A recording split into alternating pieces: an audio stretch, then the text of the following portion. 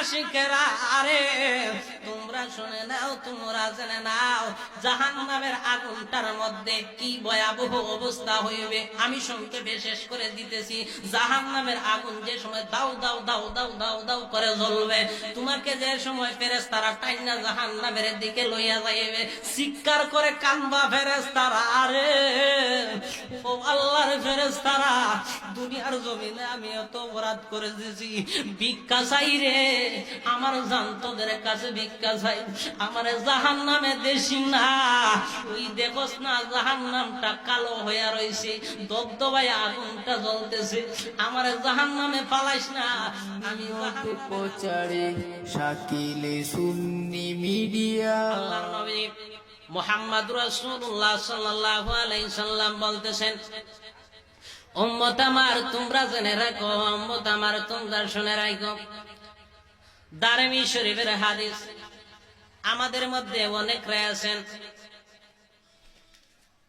আমরা সব সময় কিছু কিছু মানুষের মুখে শুনে থাকি ওয়াজে গিয়া কি লাভ হবে, ওয়াজে গিয়া কি ফায়দা হবে। আমরা তো ইউটিউবের মধ্যে, ফেসবুকের মধ্যে, ইন্টারনেটের মধ্যে ওয়াজ শুনতে পারি, আর আমল নামাজ এগুলাই হলো আসল। মসজিদে যাইব, নামাজ পড়ব, 5 ওয়াক্ত জামাতের সাথে কোরআন তেলাওয়াত করব, এমনি তুই আমল হয়ে যাবে। আমরা তো আমল করতেছি নি। আলেম উলামায়ে আবার কি শিক্ষা দিবে? আল্লাহর নবীজি বলতেছেন, না রে উম্মত না, তুমি জানো নি কি উপকার হইব, কি লাভ হইব? একটা ইসলামের জলসায় গেলে, একটা ইসলামের আয়োজনে গেলে, একটা ইসলামের অনুষ্ঠানে গেলে তোমার কি লাভ হইব রে উম্মত? ও উম্মত, তোমার কি লাভ হইব জানো নি? ও উম্মত, তুমি মনে করছো নামাজ পড়লে লাভ হবে, রোজা রাখলে লাভ হবে, হজ করার সমর্থন আছে, হজ করলে লাভ হবে, যাকাত দিলে লাভ হবে, মসজিদ মাদ্রাসা বানাইলে লাভ হবে, মসজিদের মধ্যে থাকলে লাভ হবে। কিসের জন্য ওয়াজ শুনতে হবে? কিসের জন্য ওয়াজ নসিহতে যাইতে হবে? আল্লাহর নবীজি বলেন, ও আমার উম্মত, ওয়াজের মধ্যে ওই জন্য যাইবা তুমি জীবনে অনেক সগীরা গুনাহ করছো, তুমি তা নিজেও জানো না।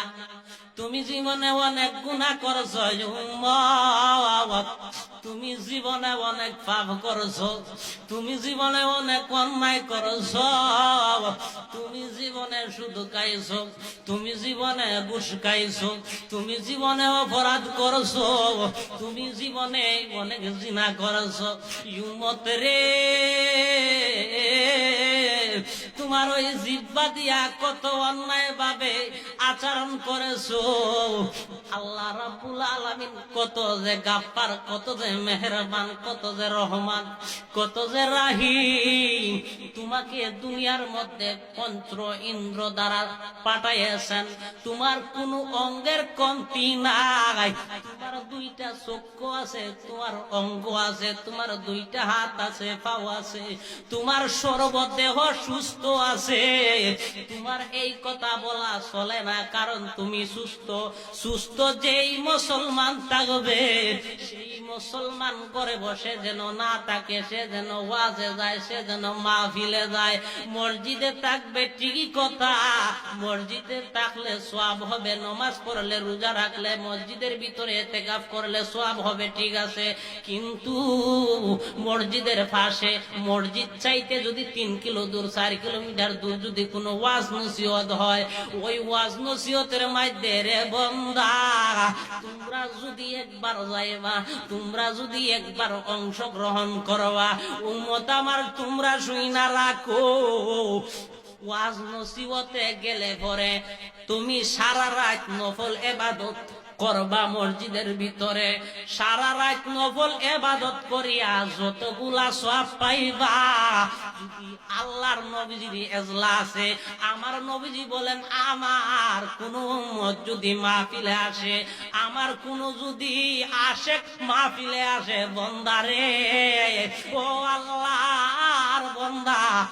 তোমরা শুনে রাই করে আমার আশেক হইয়া আমার প্রেমিক হইয়া দুরূদ শরীফ পড়ার জন্য, আল্লাহর ইসমে জাত করার জন্য, আল্লাহর নৈকট্য লাভের আশায় কুরআন শোনার জন্য, হাদিস শোনার জন্য, আলেম উলামারে দেখার জন্য আমার আল্লাহর নবীজি বলেন যারা মাহফিলের মধ্যে আসে, আমার আল্লাহর নবীজি বললেন যেই ব্যক্তি সারা রাত ইবাদত করে নফল ইবাদত করিয়া যতগুলা সওয়াব পাইব তার চাইতে হাজারো গুণে বেশি সওয়াব পাইব যেই ব্যক্তি মাহফিলের মধ্যে গিয়া 5 ঘন্টা নয়, 4 ঘন্টা নয়, 3 ঘন্টা নয়, 2 ঘন্টা নয়, আমার আল্লাহ পাক রব্বুল আলামিন তাকে 2 ঘন্টা আমল করার বিনিময়ে, 2 ঘন্টা ওয়াজ করার বিনিময়ে, 2 ঘন্টা ওয়াজ শোনার বিনিময়ে, 2 ঘন্টা ওয়াজ আলেম উলামার মুখে যা করেছে,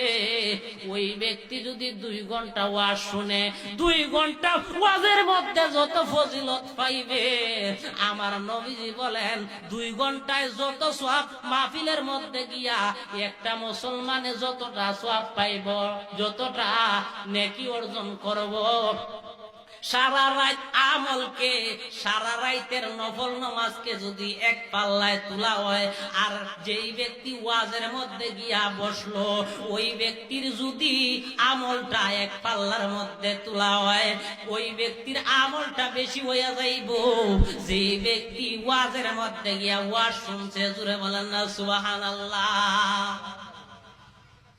ও বাজান, দারিমি শরীফের হাদিস কোন বানাইল গুনাইল না, আমার আল্লাহর নবীজি বলতেছেন ও দুনিয়ার আমার উম্মতেরা তোমরা শুনে রাখো, একদিন কিয়ামত হয়ে যাবে, একদিন দুনিয়াটা থাকবে না, একদিন পৃথিবীটা থাকবে না রে উম্মত।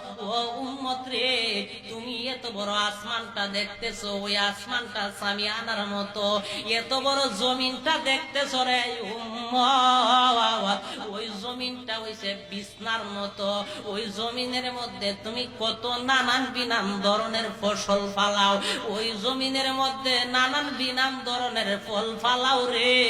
ও আমার উম্মত, তোমরা জেনে রাখো, তোমরা এইগুলার শুকরিয়া আদায় করবা মাহফিলের মধ্যে গিয়া আল্লাহু আকবার কর। এগুলার শুকরিয়া কেমভাবে আদায় হবে? আল্লাহ রাসূল বলতেছেন যেই ব্যক্তির জায়গা আছে, জমি আছে, হঠাৎ নাও থাকে কিন্তু শ্বাস প্রশ্বাস সে নিতেছে আনতেছে, এটাও একটা নিয়ামত। তার যে 2টা চক্ষু আছে এটাও নিয়ামত, তার 2টা হাত আছে এটাও নিয়ামত, তার 2টা পাও আছে এটাও নিয়ামত। শুধু তাই নয়, শুধু জমিন আছে, তোমার কিছু মাটি আছে, তোমার একটা ঘর আছে, তোমার একটা বাড়ি আছে, তোমার একটা গাড়ি আছে, এইগুলা শুধু সম্পদ নয়, সম্পদ মূল্যবান সব চাইতে বড় হইল গিয়া তোমার অঙ্গ। সুবহানাল্লাহ কোন, যে অঙ্গটা পৃথিবীর কোন বৈজ্ঞানিকে বানাই নাই, সেই অঙ্গটা আমার আল্লাহ রাব্বুল আলামিন তোমারে বানাইয়া দিয়েছেন। সুবহানাল্লাহ কোন। ও বন্ধু, ওই অঙ্গর শুকরিয়া তুমি করবা মাহফিলের মধ্যে গিয়া, ওয়াজের মধ্যে গিয়া যদি সুবহানাল্লাহ বলবা, ফেরেশতারা বলতেছে আল্লাহর নবীজির উম্মতেরা রে, ও আল্লাহর নবীজির আশেকেরা, তোমরা যে সময় সগীরা গুনাহ লইয়া যাইবা, কবিরা গুনাহ লইয়া মাহফিলের মধ্যে যাইবা, পাহাড় পরিমাণ গুনাহ করবা, আরে ওই পাহাড় পরিমাণ গুনাহ লইয়া যখন তুমি মাহফিলের মধ্যে যাইবা, গিয়া যখন আলেম ওলামার সাথে সমর্থন মিলাইয়া যে সময় আল্লাহু আকবার বলবা, ইয়া রাসূলুল্লাহ বলবা, সুবহানাল্লাহ বলবা, আল্লাহ পাক রব্বুল আলামিন তোমার জীবনের সগীরা কবিরা গুনাহ, ছোট বড় গুনাহরে মাফ কইরা দিবেন। সুবহানাল্লাহ।